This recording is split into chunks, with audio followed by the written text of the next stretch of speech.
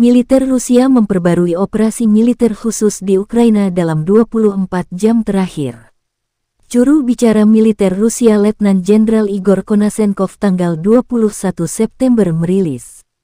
Operasi taktis dan penerbangan tentara, pasukan rudal dan artileri Rusia menetralisir 6 pos komando angkatan bersenjata Ukraina di dekat Dolina, Tatianovka, Artyomovsk, Republik Rakyat Donetsk, Lezino, Kirovo, wilayah Zaporozhye, serta 49 unit artileri, 142 tenaga kerja dan peralatan militer di daerah konsentrasi. 5 depot peluru kendali, artileri dan amunisi angkatan bersenjata Ukraina dihancurkan di dekat Seves, Katerinovka, Dobrovolye, Republik Rakyat Donetsk, Braginovka, wilayah Dnepropetrovsk dan Stepnoye, wilayah Zaporozhye.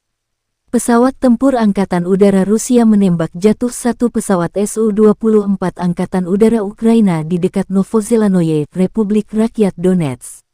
Fasilitas pertahanan udara menembak jatuh 12 kendaraan udara tak berawak di dekat Petrovskoye, Khanzenkovo, Blagoveshchenka, Republik Rakyat Donetsk. Secara total, 295 pesawat dan 155 helikopter, 2018 kendaraan udara tak berawak, 375 sistem rudal pertahanan udara, 5.052 tank dan kendaraan tempur lapis baja lainnya, 841 kendaraan tempur yang dilengkapi dengan MRLS, 3.405 meriam dan mortir artileri lapangan, serta 5.743 unit militer khusus dan peralatan militer dihancurkan selama operasi militer khusus, kata Igor Konashenkov dikutip Tribun Timur.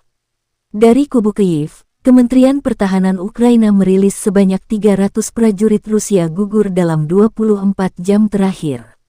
Total 55.110 prajurit Federasi Rusia meninggal sejak awal invasi hingga hari ke-209, tanggal 21 September.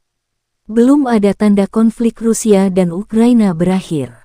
Dua pihak mempersiapkan strategi memasuki musim dingin. Negara-negara barat termasuk Amerika Serikat dan Inggris menyuplai amunisi dan senjata ke Ukraina. Sementara Rusia juga mendapat bantuan drone dari Iran.